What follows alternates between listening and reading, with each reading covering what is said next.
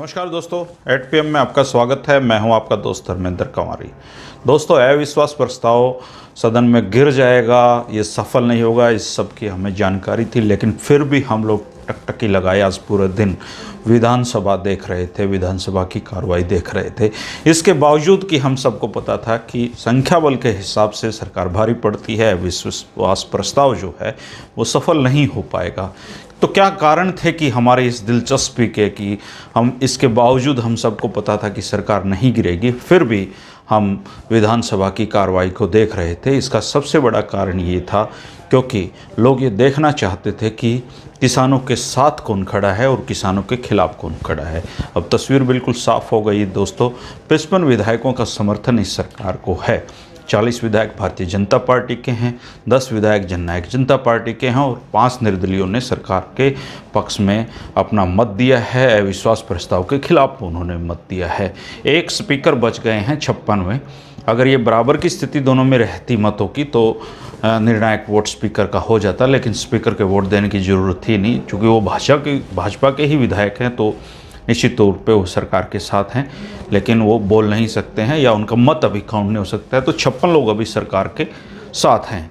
जो 32 लोग सरकार के खिलाफ हैं उनमें 30 विधायक कांग्रेस के हैं, 2 निर्दलीय विधायक हैं दादरी से सोमवीर सांगवान और बलराज कुंडू महम से। ये लोगों ने अविश्वास प्रस्ताव के पक्ष में मत दिया है। और जो लोग राजनीति में दिलचस्पी रखते हैं, जो हरियाणा की राजनीति को बहुत गहरे से समझते हैं, उनको पता है कि अविश्वास प्रस्ताव के आने के बाद ही असल में पिक्चर अभी राजनीति की शुरू हुई है। जो लोग ये सोचते हैं कि चलो ये अविश्वास प्रस्ताव ख़त्म हो गया है और अब शांति से चलेगा, तो असल में हरियाणा की राजनीति अब धीरे धीरे करके रंग पकड़ेगी। और ये सिर्फ इस बात का ट्रायल था। इस बात में कांग्रेस सफल हो गई कि वो ये दिखा दिया उसने कि किसानों के साथ कौन खड़ा है और किसानों के खिलाफ कौन खड़ा है। यही वो मैसेज देना चाहते थे अविश्वास प्रस्ताव के बहाने, और उसको देने में सफल हुआ है। मैं आपके सामने एक विचार रख रहा हूँ जो मेरी नज़र में या राजनीति को जितना हम समझ पाए हैं उसके हिसाब से एक विचार रख रहा हूँ कि आने वाले समय में सरकार की मुश्किलें बढ़ेंगी, लेकिन भारतीय जनता पार्टी से ज़्यादा जननायक जनता पार्टी के लिए मुश्किलें बढ़ने वाली हैं। और हो सकता है कि भविष्य में जननायक जनता पार्टी दो फाड़ हो जाए, क्योंकि देवेंद्र बबली ने जिस तरह से अपनी बातें रखी हैं, दोगले तरीके से विधायक नारायण के जो रामकुमार गौतम हैं उन्होंने बातें रखी हैं, तो वो निश्चित तौर पे सरकार में बैठे जो उप मुख्यमंत्री दुष्यंत चौटाला हैं उनकी ही पार्टी के विधायक मौके की तलाश में हैं। चूँकि फ़िलहाल वो मौका मुफीद नहीं था, लेकिन भविष्य में कभी भी जब उन्हें अवसर लगेगा और राजनीतियाँ जब धीरे धीरे करके बदलती जाएंगी, तो आने वाले समय में जननायक जनता पार्टी की मुश्किलें काफ़ी बढ़ेंगी। और अगर इसको चुनाव तक आप खींच खाच के ले जाते हैं तो आप सबको पता है कि जो 55 लोग आज खड़े हुए थे अविश्वास प्रस्ताव सरकार के पक्ष में, जो लोग खड़े थे, उनमें से अगली जो विधानसभा होगी उनमें से बहुत ज़्यादा चेहरे आपको दिखाई नहीं देंगे। और इस विधानसभा की जो सूरत है अगली विधानसभा में बिल्कुल बदली हुई नज़र आएगी। अभय सिंह चौटाला मतदान नहीं कर सकते थे क्योंकि वो सदस्य ही नहीं है, और कालका से जो प्रदीप चौधरी हैं उनकी सदस्यता चली गई थी, तो कुल 88 सदस्यीय ये अभी विधानसभा है। और इस विधानसभा ने आज सरकार ने अपना ताकत दिखा दी है कि उनके पास संख्या बल है, और कांग्रेस इस अविश्वास प्रस्ताव के बहाने ये दिखाने में सफल हो गई कि सरकार के साथ कौन खड़ा है, किसान के साथ कौन खड़ा है और किसान के खिलाफ कौन खड़ा हुआ है। इन सारे तमाम हरियाणा की राजनीति अब क्या करवट बदलने वाली है, हरियाणा की राजनीति अब क्या रंग दिखाने वाली है, इन तमाम बातों पर बातचीत करने के लिए आज हमारे साथ एक खास मेहमान जुड़े हैं, डॉक्टर सतीश त्यागी जी, जो पिछले 40 साल से हरियाणा की राजनीति के विद्यार्थी हैं और बहुत गंभीरता से उनका अध्ययन है। मैंने इन तमाम पहलुओं पर उनसे बातचीत की है। आप वो बहुत ध्यान से उसको सुने, समझने की कोशिश करें कि हरियाणा की राजनीति अब क्या करवटें लेने वाली है। नमस्कार त्यागी जी। नमस्कार त्यागी जी, पूरी दुनिया को पता था कि ये अविश्वास प्रस्ताव गिरेगा, सरकार स्थिर है क्योंकि भाजपा और जसपा मिलकर विधायक पूरे हो रहे हैं, गिर भी गया। इस अविश्वास प्रस्ताव के असल में मायने क्या है? देखिए, जो लोग अविश्वास प्रस्ताव लाए हैं, कांग्रेस लाई है और उसके नेता भूपेंद्र सिंह हुड्डा बहुत कई दिन से फोकस दे रहे थे कि अविश्वास प्रस्ताव लाएंगे। तो इतने मंजे हुए खिलाड़ी हैं राजनीति के, वो उन्हें भी पता था कि गणित क्या है और गणित के हिसाब से सरकार नहीं गिरने वाली थी और कोई भी नहीं मान सकता था। हाँ, अगर दल बदल का कानून ना होता और चौधरी भजन लाल जैसा कोई मुख्यमंत्री होता उस समझ का, तो शायद ये संभव था कि सरकार गिर जाती। और अभी नहीं, फिर तो सरकार कभी भी गिर सकती थी, जब बनी थी तब भी गिर जाती या बन भी ना पाती। और हरियाणा में तो बनती गिरी भी हैं। तो हरियाणा के इतिहास की दृष्टिगत बात करें तो वो कुछ भी संभव था, लेकिन अब कुछ मर्यादाएं हैं, सीमाएं हैं, तो उस तरह की चीज़ें नहीं हो सकती। लेकिन सबसे बड़ा सवाल ये था कि विपक्ष के रूप में जी, जो बार बार भूपेंद्र सिंह हुड्डा ने कहा कि वो असल में ये दिखाना चाहते हैं कि सदन के फ्लोर पे कौन एमएलए कहाँ खड़ा है। क्योंकि आज बिल्कुल साफ है, जो भी काले कानून जो हैं, कथित काले कानून है, किसान आंदोलन जिनके आधार पर खड़ा है, जो उनके पक्ष में है वो पूरी तरह से किसान विरोधी है। अगर ये संदेश देने में भूपेंद्र सिंह हुड्डा के नेतृत्व में कांग्रेस सफल हो जाती है और एमएलएज एक्सपोज हो जाते हैं, पॉलिटिकल पार्टीज एक्सपोज हो जाती है, तो उनके हिसाब से जो उनका मकसद है अविश्वास प्रस्ताव का, वो पूरा हो जाता है, सफल हो जाता है। अच्छा, क्या अब अविश्वास प्रस्ताव तो गिर ही चुका है सर, तो क्या वो अपने मकसद में सफल हुए हैं या नहीं हो पाए? देखिए, मकसद तो अविश्वास प्रस्ताव का तभी सफल होता है कि सरकार गिर जाती जी, लेकिन जो लक्ष्य वो बता रहे थे कई दिनों से, और उसमें तो काफ़ी हद तक सहमति है, हम लोग भी मानते हैं कि सरकार नहीं गिर रही थी, उसके बावजूद भी वो ला रहे थे, तो वो जो मैसेज देने में चाह रहे थे उसमें तो वो सफल हुए हैं कम से कम। आज हरियाणा की जनता जितनी जागरूक है वो देख रही है, और आप देखेंगे किसान संयुक्त मोर्चे ने 2-3 दिन पहले ही अपील की थी कि लोग बकायदा सारे विधायकों के घर गए हैं लोग, कि अपने जनप्रतिनिधियों के निवास पर जाएं और उन लोगों को कहें, समझाएं, इस तरह से उनसे प्रार्थना भी करें। लोगों ने झोली फैला फैला कर भीख भी मांगी है और धमकी भी दी है हर तरीके से। तो जनता ने अपना काम किया है और विपक्ष ने अपना काम किया है। इन परिस्थितियों में यही हो सकता था जो कुछ हुआ है। अब इसके क्या भविष्य में परिणाम निकलेंगे ये तो 2024 के चुनाव बताएंगे। अच्छा सर, जैसे देवेंद्र बबली का कल आपने सुना जी, वो इधर से वो रो रहे हैं कि गांव में हमें घुसने नहीं दे रहे हैं, ये है वो है, वोट मैं सरकार के पक्ष में डालूंगा, नहीं डालूंगा तो मेरी सदस्यता चली जाएगी। राम कुमार गौतम कहते हैं कि नारनौंद हल्के से जीतकर मैंने पाप कर दिया है, लेकिन वोट मैं खट्टर को ही डालूंगा क्योंकि मेरी सदस्यता चली जाएगी। ऐसे जो दोगले चरित्र के जो नेता हैं, या इसको हरियाणा का मौलिक चरित्र भी आप कह सकते हो नेताओं का, क्योंकि वर्षों तक ऐसे ही नेताओं ने यहाँ पे राज किया है, तो इन लोगों का क्या भविष्य अब आप देखते हैं? देखिए धर्मेंद्र जी, सत्ता का मौलिक चरित्र तो सत्ता का हो गया, केवल हरियाणा का नहीं है। हम अपने आप को इतना ना कोसें कि केवल हरियाणा में ही होता, अब तो पूरे देश की ये संस्कृति बन गई है।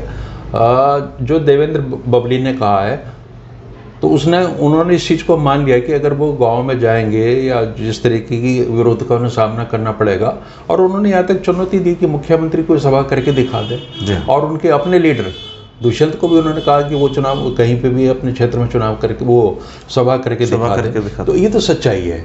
उन्होंने कहा कि लोग हमें कूटेंगे, तैयार बैठे, और हमें को लोहे के कवच बनवा के इवन अंडरगारमेंट्स भी उनके बनवाने पड़ेंगे। इसमें तो नया स्कोप है वैसे। ये हालात है। और देखिए, अभी जो मुख्यमंत्री की सभा नहीं होने दी थी करनाल जिले में, तो उससे बिल्कुल साफ था।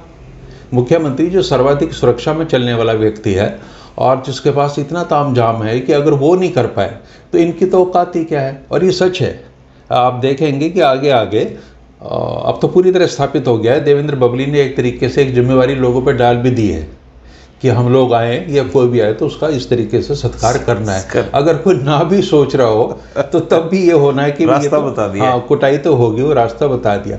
और अब चूंकि विप जारी हो गया, इस मुद्दे पे वो बिल्कुल ठीक है। विप जब जारी होता है तो उसके बाद तो सीधा है कि आप अगर विप का उल्लंघन करेंगे तो आपकी सदस्यता चली जाएगी। लेकिन अगर दूरकालिक दृष्टि से देखा जाए, जैसे आज राम कुमार गौतम है, वो सिंपल एक विधायक हैं और वो भी अपनी पार्टी के नेता को कोसने के अलावा कुछ नहीं करते हैं, दुष्यंत चौटाला को। देवेंद्र बबली हैं, कहते हैं कि जब सरकार का विस्तार होगा तो वो उन्हें मंत्री पद मिल सकता है। हालांकि इस तरह की बातों के बाद मंत्री पद तो कम से कम उसकी उम्मीद थोड़ी उनकी कम हुई है। ऐसे लोगों की सदस्यता अगर चली भी जाए तो क्या नहीं, आज के माहौल में ये साफ साफ नहीं दिखता है कि वो तो निर्दलीय भी जीत जाएंगे, लेकिन फिर भी ये इतना रिस्क क्यों नहीं ले पाते हैं? लेकिन इस समय कोई विधायक बना है, जैसे देवेंद्र फडणवीस पहली बार बने हैं, बड़ी मुश्किल से तो ये चीज़ें साकार हुई, उनके सपने साकार हुए, और ऐसे में छोड़ के चले जाना, और हो सकता है उनके दिमाग में अभी कुछ हो। जैसे कल मैं सुन रहा था कि देवेंद्र बबली ने कहा कि 15 दिन के अंदर अगर कुछ नहीं हुआ, किसानों को राजी नहीं किया गया, जैसी उम्मीद है वो कुछ नहीं होने जाना, तो हो सकता है तब वो कुछ कर दें।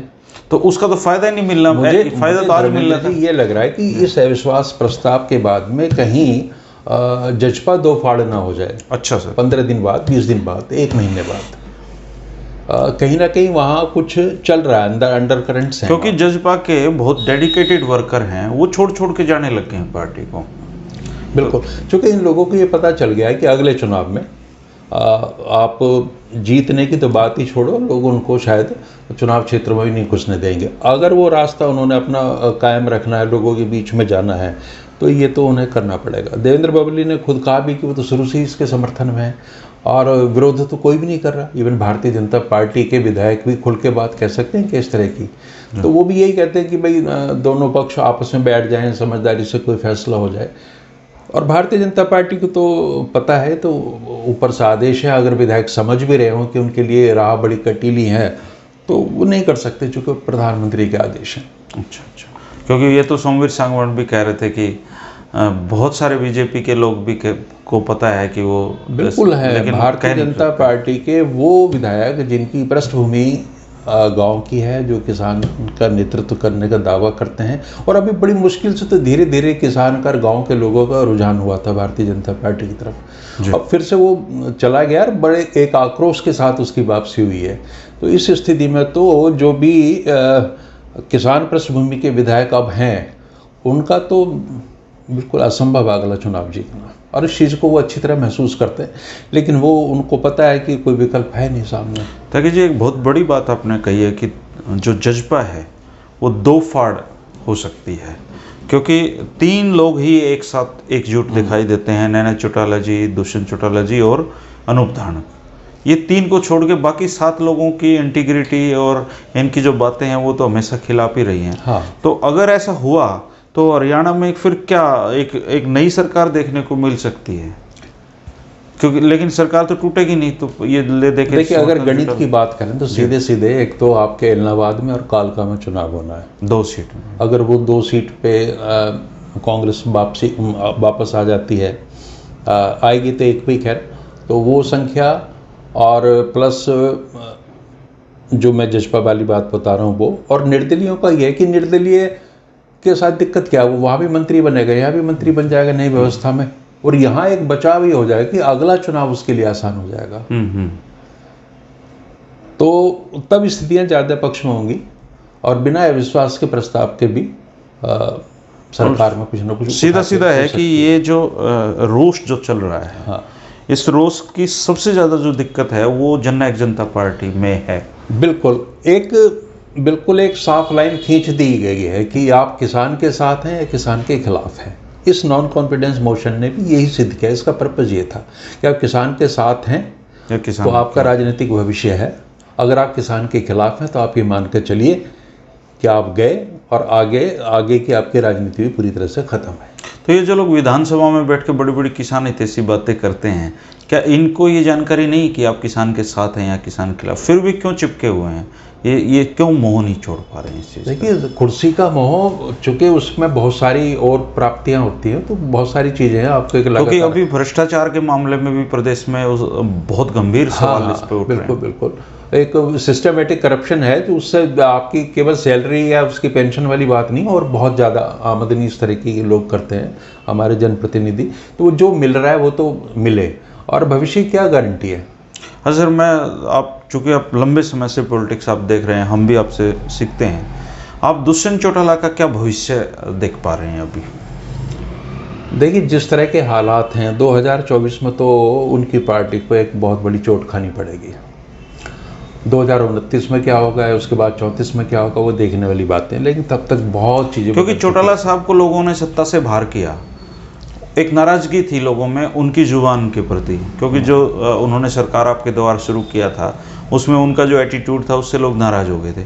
आज तक उन्होंने सत्ता नहीं सौंपी है, तो ये उनके पोते हैं, क्या लोग इनको 5 साल में माफ़ करने की पोजीशन में हरियाणा में दिखाई देती है जी? ना, बिल्कुल माफ़ नहीं करेंगे लोग। और ख़ासतौर से जिस कम्युनिटी के आधार पर पार्टी वो बनी है, अगर मैं बिल्कुल स्पष्ट शब्दों में कहूँ तो जाट समुदाय के समर्थन से ही बनी है, अन्यथा तो कोई समर्थन मिलना नहीं था। वो तो कभी ये उस तरह से तो क्षमाशील नहीं है कि आप उनके लंबा समय, मतलब हाँ, बहुत लंबी सज़ा वो दे सकते हैं उस स्थिति में। और वो ये भी संभव है कि दुष्यंत चौटाला भाजपा में ना चले जाएं।